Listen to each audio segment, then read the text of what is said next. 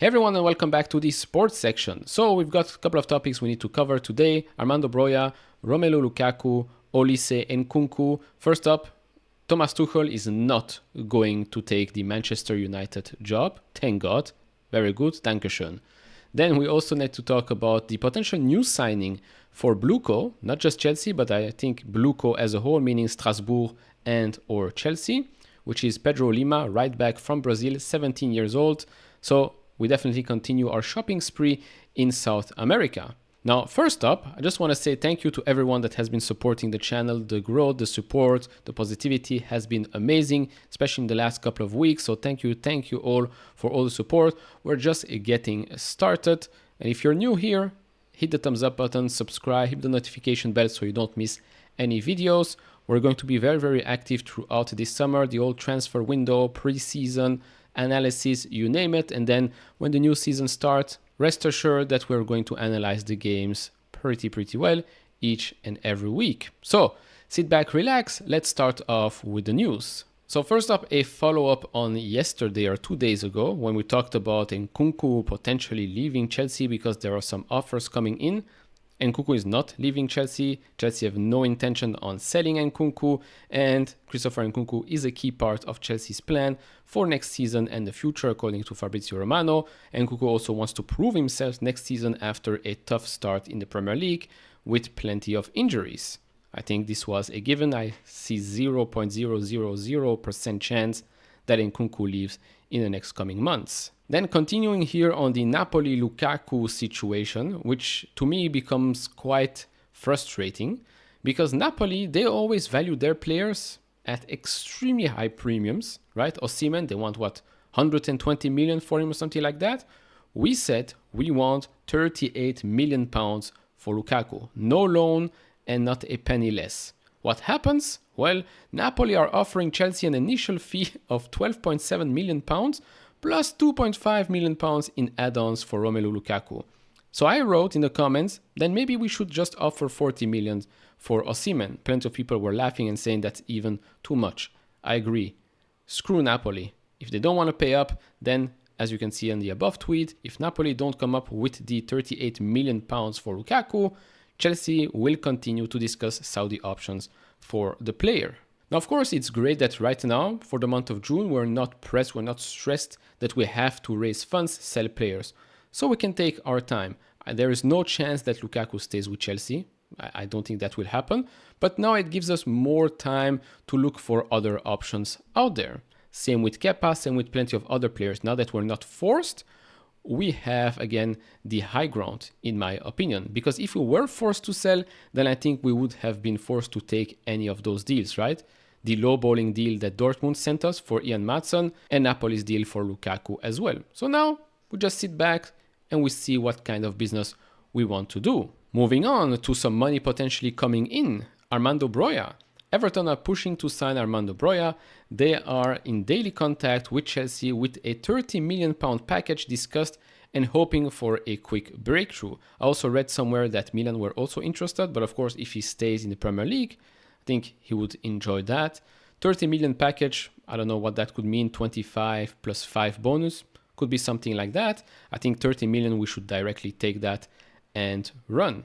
Of course, we wish him all the best, but this is some money coming into the club that we can spend on other players that will probably improve for us or maybe invest in the future because we did buy some youngsters from South America, so maybe that's more profits coming in, or at least balancing the profits and losses. Moving on to a saga that I think will either take a long time or will get resolved in the coming weeks, and that's Michael Olise from Crystal Palace. So we have two different statements here. One from Felix Johnston. I'm also told Chelsea are progressing on Olise and he prefers a move to Chelsea over United. Chelsea in talks with Olise's agent. But then on the flip side, you've got Academy Scoop saying Michael Olise's dream is a move to Manchester United as a boyhood fan of the club, though a move to Chelsea is also of great appeal. Remember, he was already at Chelsea as a youngster. His brother is at Chelsea as well. Just because you're a fan of Manchester United does not mean you're going to play for them. I believe even Cole Palmer is a fan of Manchester United, right? The Frenchman appreciates Chelsea's eagerness to progress in negotiations, supported by the memory of their approach last summer, which, by the way, he accepted, so before he signed an extension with Crystal Palace.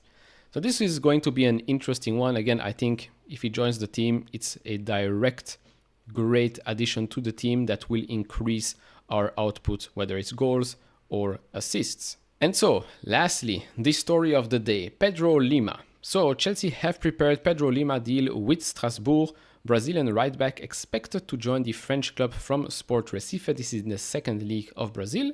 Agreement on personal terms, working on final details between clubs to be sealed in the next days. Strasbourg move with view to Chelsea future. Of course, that's the whole Bluco structure, right? That's why you've got sister clubs or daughter clubs. I don't remember what you say in English, but anyways, this is what happens. You buy young players, you want them to develop, so you send them to one of your other clubs. Once they're ready or not, right? We don't know. He's young, he's inexperienced, so we don't know how he will develop. He's 17 years old. Maybe 3 years' time, we see, okay, he didn't reach the level we thought he would. Then we're going to sell him to another club. That can happen, right? Just because you buy young, talented players does not always mean that it will work out and that they will join the first team. Now, with this guy specifically, I've been hearing a lot of positive comments. Me personally, I've only seen a couple of clips. Again, plays second league in Brazil, 17 years old. He hasn't played many matches of football, so you're not going to see a lot of statistics. You're not going to see a lot of material to work with. But it is interesting that a lot of people are positive on him, but he's a right back. We already have Malo Gusto and Reece James. So are we planning for a sale of one of the two in the next 3 years? Because in 3 years, he's going to be 20 years old. You start to see where I'm going with this, right? Could it be that we're planning for maybe Reece James to switch as an inverted fullback, but a permanent one that joins the, let's say, Kimmich style of play? We were a right back, and now you're going into the defensive midfield. Could be. Back up to Malo Gusto, because Malo Gusto is also extremely young. You see where I'm going with this? Share your thoughts down in the comment section below. Because right now, this is all the information that we've got on Pedro Henrique Cardoso de Lima, born July 1st, 2006, 17 years old. So he's going to be 18 years old. Okay, he's going to be 18 years old, so 3 years from now, he's 21, which is what? Gusto's age, I think? Height, 1.74 m, so not the tallest, but he can still grow. Comes from Brazil. Position, right back. And here you can see overall he played 29 games in all of those competitions and teams. He plays for Brazil under 17 as well. Scored 2 goals, assisted 2 goals as well. So there is not a lot of statistics, not a lot of things to go with here.